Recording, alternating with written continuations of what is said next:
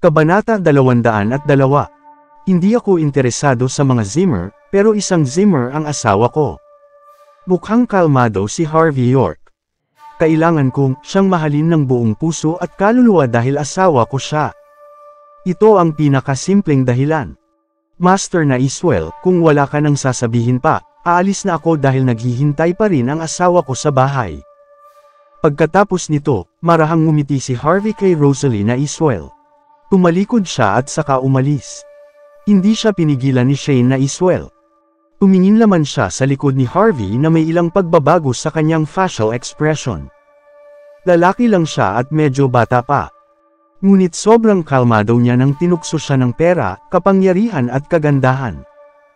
Paanong ang isang lalaking tulad niya ay may ganoon kataas na kumpiyansa? Medyo ma-presage din siya. Mukhang madali niyang makukuha ang pera at pati na rin ang kapangyarihan kung nanaisin niya. Sa ngayon, ayaw niya ng mga bagay na iyon dahil lang hindi siya interesado.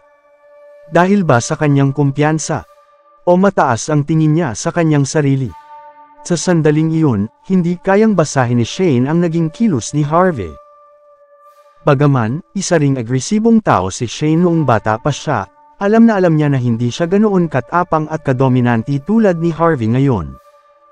Isa siyang live-in son-in-law, at binansagan siyang walang kwentang basura ng iba.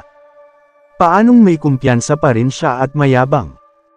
Kahit na napakahusay ng kanyang skills sa martial arts at malalim ang pananaw sa pag-appraise, hindi masyadong mga makabuluhan ang mga iyon para sa malaking pamilya.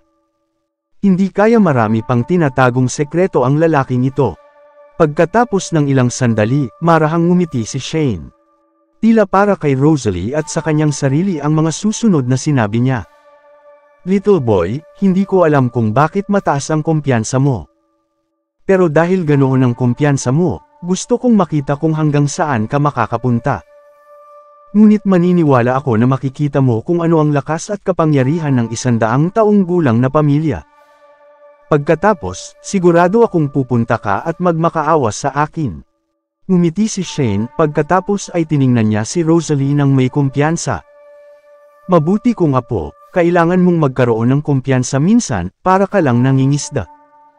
Kung mas matagal mo itong hihintayin, mas magiging interesting at nakakangganyo ito. Sa sandaling kunin ng isda ang pain, makakakuha ka ng maraming benepisyo. Umaasa akong hindi ako bibiguin ni Harvey.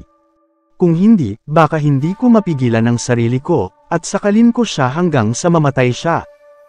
Lumitaw na parang isang mahusay at kakaibang matandang lalaki si Shane. Mabait siya, ngunit kung talagang ganun siya kasimple, paano siya nakakuha ng ganoon kataas na kapangyarihan sa ngayon? Pinigyan niya si Harvey ng pagkakataon ngayon lang, ngunit hindi ito pinahalagahan at binaliwala lamang ni Harvey. Kung kaya, posibleng wala ng ganoong pagkakataon sa hinaharap. Matatagpuan ang commercial center ng mga Zimmer sa border ng isang lumang bayan sa Main City. Maraming advantage iyon. Ang tanging problema lamang dito ay masama ang sistema ng trapiko. Hindi ganoon kalawak ang mga city road sa maraming dahilan, kaya't ang mga malalaking truck ay hindi makapasok sa lugar na iyon. Sa kasalukuyan, opisyal nang nagsimula ang commercial center project. Ang unang bagay na kailangang gawin ng mga Zimmer ay magdala ng maraming construction material sa lugar na iyon upang matiyak ang maayos na pag-usad ng proyekto. Ngunit unang araw pa lamang, may mga gulo nang nangyari sa construction zone. Isang malaking pangkat ng mga tao ang nagpunta sa construction zone. Pinugbog ang lahat ng nakita nila doon at dinurog ang lahat ng kagamitan. Kahit na ni-report ng mga Zimmer ang insidente sa mga pulis para malutas kaagad ang isyong iyon, muling nagpakita ang mga taong iyon pagkaalis ng mga police officer. Bukod dito, sinunog pa nila ang lugar na iyon sa kalagitnaan ng gabi. Kung kaya, takot na takot ang mga construction worker, at hindi sila makapagtrabaho ng maayos. Sa unang araw na nangyari ang insidente, nagkaroon ng internal emergency meeting ang mga Zimmer, at maging si Senior Zimmer ay personal ding dumalo sa pagpupulong na iyon. Napakahalaga para sa mga Zimmer ang commercial center project, at hindi nila kayang hayaan na may sumiran yon. Mandy, ikaw ang person in charge. Nalaman mo ba kung sino ang mga taong iyon, ano ang kanilang layunin? Gusto ba nila ng pera o ano? Kinuha ni Senior Zimmer ang seat of honor at direktang nagsalita. Kasabay nito, bahagyang lumala ang kanyang ekspresyon sa mukha. Kinausap niya si Mandy Zimmer na tanggapin ang buong responsibilidad para sa proyektong iyon. Ngunit hindi niya naisip na may malaking gulong mangyayari sa unang araw na nagsimula ang proyekto. Siyempre si Mandy ang may pananagutan para doon. Bahagyang nakasimangot si Mandy at sinabi, "Lolo, may kinausap na ako para imbestigahan ito, pero wala pa rin akong natatanggap na balita sa ngayon." "Mandy, ikaw ang person in charge para sa commercial center project. Ang laking gulo nito. Paanong hindi mo pa rin alam ang mga salarin hanggang ngayon? Ano ba talaga ang ginagawa mo? Kung wala kang kakayahan, mas mabuti pang bumitiw ka na sa pwesto. Huwag kang pabigat at ilagay sa peligro ang napakalaking proyekto ng mga Zimmer." Mabait na sinabi ni Zack Zimmer at lumitaw na parang nag-aalala siya sa sitwasyon.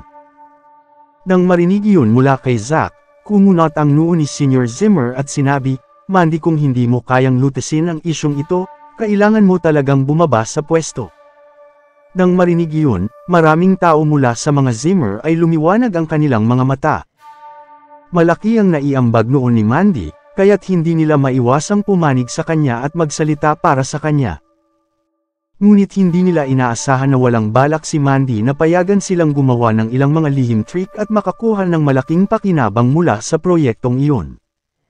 Kung kaya, marami silang mga opinyon at pagtatangi laban sa kanya. Nang marinig iyon sa sandaling iyon, maraming tao ang nagkagulo. Kabanata 203. Tama si Zack. Napakahalaga ng commercial center project. Dito nakasalalay ang mga hinaharap ng mga Zimmer. Hindi natin pwedeng hayaan na may sumira nito. Baka gusto kang bulihin ng mga taong iyon na gumawa ng gulo, kasi babae ka lamang. Siguro hindi magkakaroon ng ganitong kaguluhan kung babaguhin natin ang person in charge sa isang lalaki. Mandy, natatakot ka ba? Kung natatakot ka, sabihin mo lang sa amin. Tutulungan ka namin. Tila mabait na may magandang intensyon ang mga taong iyon mula sa mga Zimmer sa sandaling iyon. Ngunit nais nilang makuha ang pwesto bilang person in charge para sa commercial center shopping project. Hinggil sa problemang hinaharap nila sa kasalukuyan, walang sino man ang nais na mag-isip ng isang resolusyon. Nagkaroon sila ng kuro-kuro na si Mandy Zimmer ang nagdala ng gulo na iyon. Kahit na bumaba siya mula sa pwesto, kailangan pa rin niyang harapin ang isyong iyon ng mag-isa. Mukhang malungkot si Senior Zimmer dahil sobrang dismayado siya. Noong una, wala siyang masyadong inaasahan kay Mandy. Ngunit, wala siyang magawa kundi i-promote si Mandy bilang person in charge ng proyekto dahil natatakot siyang mawala ulit ang investment. Nag-alala din siya sa kanyang dignidad. Pero hindi man kayang lutisin ni Mandy ang isang ganoong isyu sa unang araw ng proyekto. Talagang nadismaya siya. "Mandy, wala akong pakialam kung ano ang naiambag mo sa mga Zimmer. Ngunit kailangan kong sabihin sa iyo na kung sino man ang magsusuot ng korona ay dapat ding dalhin ito. Dahil manager ka na ngayon ng commercial center project, kailangang maayos ang trabaho mo.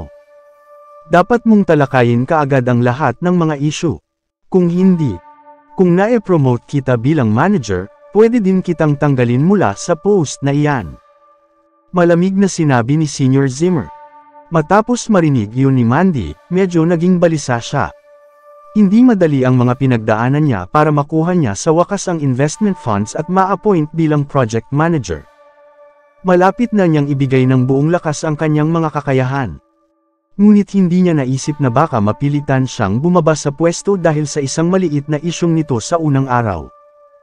"Lolo, gagawin ko ang aking makakaya para malutas ito sa lalong madaling panahon." Mahinang sinabi ni Mandy habang kinagat ang kanyang manipis na lobby.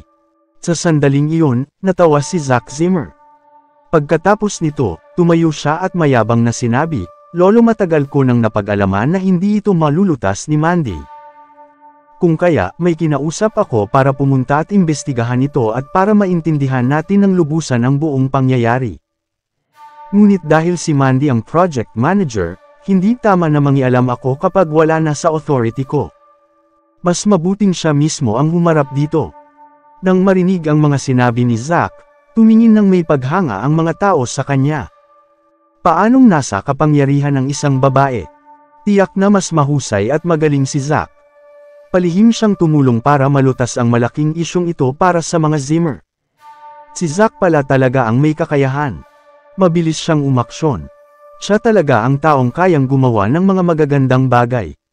Tulad ng inaasahan, kailangan natin si Zack para harapin ang lahat ng bagay. Kung wala si Zack, natatakot ako sa magiging hinaharap ng mga Zimmer. Mandy, kailangan mo talagang matuto kay Zack. Wala siyang kinalaman sa commercial center project. Pero may malasakit pa rin siya para sa negosyo ng mga Zimmer. Dapat kang magpasalamat sa kanya. Kung nais mong magpalaki ng isang anak na lalaki, dapat maging katulad niya si Zack. Sa sandaling iyon, sinabi ni Senior Zimmer na may labis na paghanga, "Zack, medyo mahusay ang ginawa mo doon.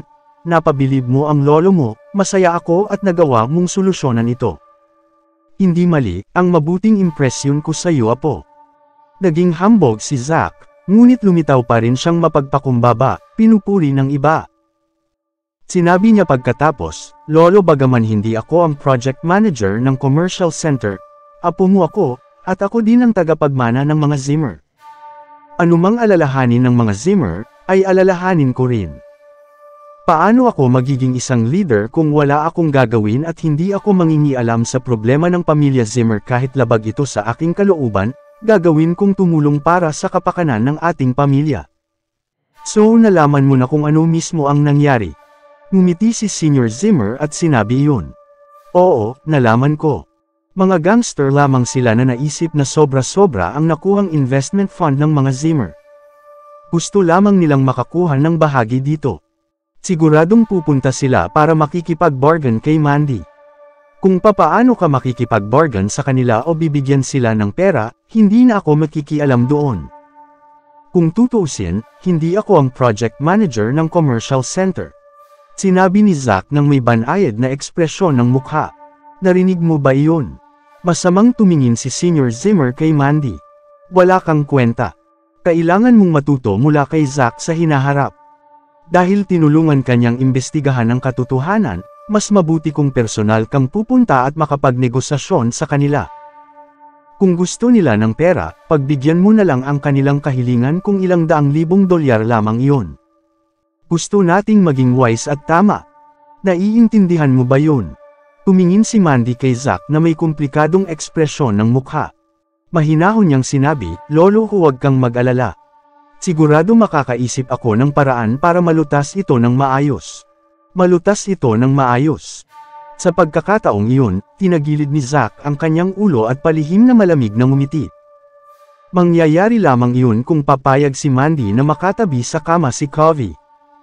Kung hindi, hindi malulutas ang insidenteng iyon. "Mandy, dahil lulutasin mo ito, tutulungan kitang kumuha ng appointment sa kanila bukas at ayusin ang oras at lugar. Pwede kang pumunta at personal na lutisin ito." Ngumisi si Zack. "Tandaan mo, tinulungan kita dahil pareho tayong mga Zimmer." Matapos ang meeting, bumalik si Mandy sa kanyang opisina na medyo mukhang seryoso. Hindi siya tanga. Alam niyang matapos niyang makuha ang investment fund mula sa York Enterprise, bantay sarado si Zack sa kanya. Sa ganoong pangyayari, paanong mabait na tutulong si Zack sa kanya? Mukhang may nangyayari sa likod nito. Kabanata 204. Nang gabing iyon, maagang umuwi si Harvey York. Puno ng labis na sama ng loob at galit si Mandy Zimmer nang makita niya si Harvey na mukhang walang pakialam at walang kabuluhan. Kung sa bagay, umuwi siya sa kalagitnaan ng gabi noong isang araw. Kung kaya, tinitigan niya si Mandy at lumingon para pumasok sa kanyang kwarto. "Mom, anong nangyayari sa pagkakataong ito?" Naguguluhan si Harvey. "Hindi ko ininis si Mandy. Alam mo bang kailangan mo pa ring mag-alala sa asawa mo? Sabihin mo sa akin. Nasaan ka nitong nakalipas na 2 gabi? Hindi ka pa nakapaglaba o naglinis man lang ng banyo. Hindi ka pa nagluto ng hapunan. Anong gusto mong kainin ko ngayon? Lugaw na may sahog na itlog, buweset ka." Sa sandaling iyon, nanunood si Lillian Yates ng TV sa sala. Masama rin ang tingin kay Harvey. Dahil gumastos si Harvey ng $15 para matulungan si Mandy na makuha ang investment funds mula sa York Enterprise, naging mas mabait si Lillian sa kanya. Pero parang wala pa ring pinagkaiba sa dati. Busy ako sa trabaho. Paliwanag ni Harvey. Gaano ka ka-busy? Huwag mong isiping karapat-dapat ka sa anak ko ngayon dahil nagmamaneho ka ng nakakaawang second-hand na kotse at naging driver ng iba. Sinasabi ko sa iyo. Kung hindi dahil nagmakaawa ang anak ko sa akin, pinalayas na sana kita. Malamig na sinabi ni Lillian. Pero hindi ko talaga maintindihan. Ano ang pumasok sa isip ng anak ko kamakailan? Paano niya naisip na may pag-asa ka pa? Para sa akin isa kang bastardong wala ng pag-asa. Walang imik si Harvey. Kailan pa naging isang kaawa-awang segunda manong sasakyan ng isang Porsche? Ngunit tumango pa rin siya kaagad. Ma'am, ano mismo ang nangyari, pwede mo bang sabihin sa akin? Anong silbi kung sasabihin ko pa sa iyo, kaya mo bang lutisin iyon? Sinaway siya ni Lillian. Ngunit nagpatuloy pa rin siya, alam mo bang, nagsimula na ang commercial center project na in charge si Mandy. Alam mo ang tungkol doon. Oo, alam ko iyon. Anong alam mong buweset ka? Alam mo bang mula noong nakaraang gabi, maraming mga tao na nagsipagpuntahan doon para walang tigil na gumawa ng gulo doon.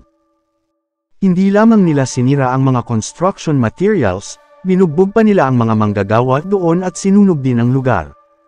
Nahihirapan si Mandy dahil doon. Gumamit siya ng maraming koneksyon, ngunit nabigo pa rin siyang imbestigahan ang katotohanan sa likod nito. Habang pinag-uusapan iyon, malungkot na bumuntong hininga si Lillian. Bakit meron akong walang silbing basurang son-in-law? Madalas, mga lalaki ang nag-aayos ng mga ganitong bagay. Paanong umaasa tayo sa anak ko? Bumuntong hininga siya. Hindi alam ni Lillian kung ano ang nangyari. Pagkatapos ng meeting ng mga Zimmer, sa sandaling iyon, gustong-gusto niyang sakalin si Harvey hanggang sa mamatay. Sa kanyang opinyon, kung may kakayahan si Harvey tulad ng asawa ng iba, hindi na kailangan ni Mandy na harapin ang mga bagay na ito. May nangyari ba sa Commercial Center Project? Proyekto iyon na pinupondohan ng York Enterprise. Ang tapang nila. Mukhang seryoso si Harvey. Ang mga gangster lang ang gagawa ng mga ganoong bagay. Ngunit ngayon ay meron na siyang impluwensya at kapangyarihan sa halos kalahati ng mga gangster sa Niemhi. Kung hindi nila nakuha ang kanyang pag-aproba, sino ang kakalaban sa mga Zimmer?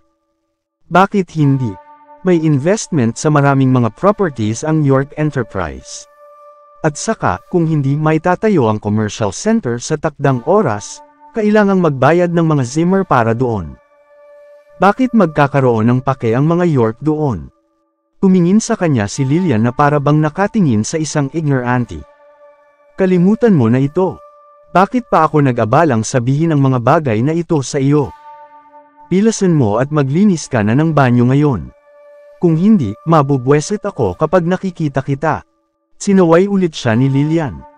Halos nais niya nang tumayo at batukan si Harvey. Sanay na si Harvey sa ugali niya.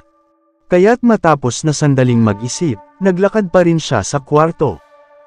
Pagkatapos ay kumatok siya at sinabi, "Mahal, narinig ko ang tungkol sa insidente mula kay Mom. Natuklasan mo na ba kung sino ang nasa likod nito?" Sa una, labis na nabulabog si Mandy. Sa sandaling iyon, nang narinig niya ang mga bagay na iyon kay Harvey, hindi niya maiwasang paikutin ang mga mata. Sinabi niya pagkatapos, "Sa palagay mo ba napaka-maimpluwensya at napakalakas ko? Na kaya kong ipaliwanag ito dahil lang gusto ko." Gayunpaman, nagpanggap na mabait si Zack at sinabi niyang natagpuan niya ang nasa likod nito sa meeting ng pamilya kanina. "Harvey, hindi mo ba naisip na may kababalaghang nangyayari dito?" Sa di malamang dahilan tinanong ni Mandy si Harvey sa kanyang opinyon ng hindi namamalayan. Wala siyang kamalay-malay na pinagkakatiwalaan niya si Harvey. Sa kabilang banda, maswerte kung hindi sinusubukan ni Zack Zimmer na hanapan siya ng butas. Bakit siya tutulungan ni Zack? Bahagyang napasimangot si Harvey. Ngayon ay halos kalahati ng mga gangster sa Niemhi ay nasa ilalim ng utos niya. Kung may malaman si Tyson Woods, tiyak na mag-uulat siya kay Harvey sa unang posibleng sandali. Pero walang natanggap na ganoong balita si Tyson. Higit pa ito para mapatunayan na mahusay ang may pakana sa pagtatago ng insidente. Kung ganoon, paanong magagawa ng napakayamang tagapagmanang tulad ni Zack na siyasatin ang katotohanan? Sino ang sinusubukang lokohin ni Zack? Ano ang sinabi ni Zack? Bahagyang nakasimangot si Harvey. Malinaw na kakaiba ang pangyayaring iyon. Sinabi niyang tutulungan niya akong makipagkita sa may pakana ng gulo bukas at sasabihin sa akin ang oras at lugar para makipagkita sa taong iyon. Sumimangot din si Mandy. Malinaw na habang iniisip niya ito, lalong nagiging kakaiba ang pangyayaring iyon. Sasamahan kita bukas at magiging driver mo. Sabi ni Harvey. O sige. Matapos pag-isipan ito sandali, hindi tinanggihan ni Mandy ang kanyang alok. Kakaiba ang ugali ni Zack sa araw na iyon. Kung kaya, mas ligtas kung isasama niya si Harvey. Kung ganoon, papasok na ako. Bahagyang tumango si Harvey, at bubuksan na sana ang pinto ng kwarto nang walang malay. Hindi niya naisip na bigla na lang kukunin ni Mandy ang kanyang manggas. Medyo na-overwhelm si Harvey. Anong gustong gawin ni Mandy? Ibinaba ni Mandy ang kanyang ulo. Malalim ang pamumula niya habang sinabi niya. Bakit hindi? Ka magpahinga dito sa kwarto ko ngayong gabi. Kabanata 205. Mukhang hindi ito tama, hindi ba? Mukhang kalmado si Harvey York. Pero sa katunayan, labis siyang kinakabahan. Ibig bang sabihin ay gagawin na namin ang hindi pa namin nagawa noong wedding night namin 3 taon na ang nakalipas. Excited ako masyado. Alis ka na at maligo ka muna. Sira ang banyo sa baba, at hindi pa iyon napapaayos. Naghanap agad ng palusot si Mandy Zimmer. Walang sinabi si Harvey. Pagkatapos ay umalis siya at mabilis na naligo. Nang makita niya si Mandy na papasok sa banyo na may dalang mga damit, nagsimula siyang mag-push up sa sahig bilang isang uri ng pag-warm up. Wala pang kalahating oras, lumabas si Mandy mula sa banyo. Sinuot niya ang kanyang cute na bear pajamas, at malinaw na nakita ang malakristal na mga patak ng tubig sa kanyang balat. Mukhang sobrang kaibig-ibig at kaakit-akit. Tumalon si Harvey mula sa sahig. Hindi man niya maiwas ang kanyang tingin habang nakatingin siya kay Mandy. Pagkatapos ay sinabi niya ng walang malay, ang cute. Anong sinabi mo? Tanong ni Mandy at pinunasan ang kanyang buhok. Hindi, sinabi ko na ang cute ng pajama mo. Hindi na nagpaligoy-ligoy pa si Harvey at nagpa-impress siya sa kanyang asawa, mahal saan ako matutulog ngayong gabi? Sa loob o sa labas? Ano ang ibig mong sabihin sa loob o sa labas? Tinuro ni Mandy ang isang sulok. Ngayong gabi sa sahig ka lang matutulog doon. Hindi mapigilan ni Harvey na paikutin ang kanyang mga mata. Mukhang kumalma na si Mandy pagkatapos niyang maligo. Kung may pagkakataon ulit na ganito, hindi na niya kailanman siya papayagang maligo. Sa pagbuntong hininga, pinilit ni Harvey na umiwas na tumingin sa mga binti ni Mandy. Pagkatapos ay binago niya ang usapan at sinabi, sa totoo lang, hinala ko ay may kinalaman si Zack sa isyong nangyari sa commercial center sa pagkakataong ito. Kanina lang, tumawag si Harvey kay Tyson Woods. Sinubukan ni Tyson ang lahat ng paraan para imbestigahan ang katotohanan. Ngunit wala siyang nakuhang balita. Kahit na si Tyson ay hindi nakakuha ng anumang kapaki-pakinabang na mga clue, ngunit nakakagulat na alam ni Zack Zimmer ang pangyayaring iyon ay talagang isang malaking butas. Pagkatapos pag-isipan ito, naramdaman ni Harvey na posibleng si Zack ang nag-organisa mismo ng gulo. Kung hindi, paanong biglang may alam siya sa pagkakakilanlan ng may pakana ng gulo? Pwede hindi. Kahit medyo naiinis siya sa akin, kung may fail ang commercial center, kailangang magbayad ang mga Zimmer ng malaking halaga para sa breach of contract. Baka direktang ikalulugi iyon ng mga Zimmer. Kung kaya, walang magiging benepisyo sa kanya ang isyong ito. Hindi kaya ng isang taong tulad niya ang magkaroon ng isang mahirap at ordinaryong buhay. Bakit niya gagawin ang isang bagay na nagpapabigat hindi lamang sa kanya kundi pati na rin sa iba? Nang marinig iyon, nag-isip sandali si Mandy at sinabi iyon. Bahagyang ngumiti si Harvey. Mahina niyang sinabi. Walang saysay kung pinagtatalunan natin ito ngayon.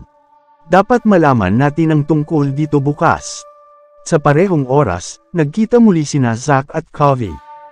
Medyo nasabik si Covey matapos niyang malaman ang nangyari sa meeting ng pamilya Zimmer at tungkol sa pagpunta ni Mandy para personal na makipagnegosasyon sa kanya. 3 taon na ang nakalilipas, maraming kalalakihan na nagtangkang makuha ang pagmamahal ni Mandy bago pa siya magkaroon ng live-in na asawa. Maraming kalalakihan na nais mapalapit sa binibini, ngunit nabigo sila sa kanilang pagtatangkang gawin ito, kasama na si Covey. Ngunit sa sandaling iyon, si Covey ay isang taong walang kabuluhan. Nagseselos lang siya doon sa kanyang isipan. Paano siya magkakaroon ng karapatang makipag-usap sa Diyosa ng kanyang puso? Ngunit iba na ngayon. Hindi lamang siya nagkaroon ng ganoong karapatan, wala pang sino man ang nakahawak sa kanyang Diyosa sa 3 taong nakalipas. Nang maisip niya iyon, hindi na niya mahintay ang darating na araw. Mahusay, Mr. Zimmer, tatanggapin kita bilang kaibigan ko. Kung sakaling masangkot ka sa anumang gulo sa hinaharap, direkta ka lamang lumapit sa akin. Siguradong tutulungan kitang resolbahin iyon. Ngunit kailangan mong bayaran iyon.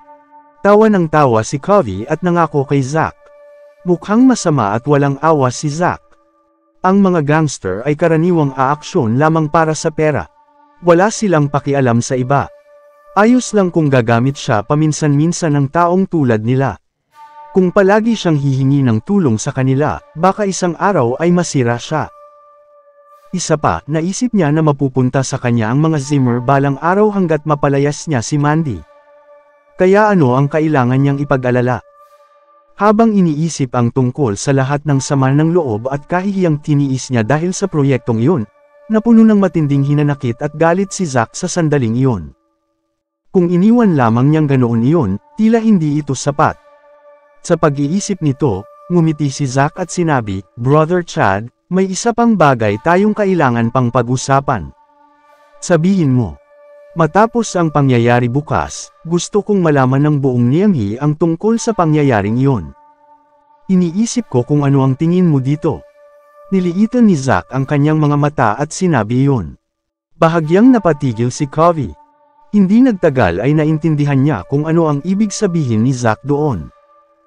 Sa sandaling iyon mahina niyang sinabi, "So gusto mong malalaman ng buong Niamhi na natulog ako kasama ang babae ng bastardong iyon." Pagkatapos, masisira ang reputasyon ni Mandy, at habang buhay siyang mabubuhay sa kahihiyan. Ganoon ba? Nang makita ang seryosong facial expression ni Covey, lihim na napalunok si Zack at saka sinabi, "Ganoon na nga. Kung ayaw mong gawin ito, may naiisip akong ibang paraan." Maraming salamat po sa patuloy niyong suporta mga idol hanggang sa muli, God bless po sa inyong lahat.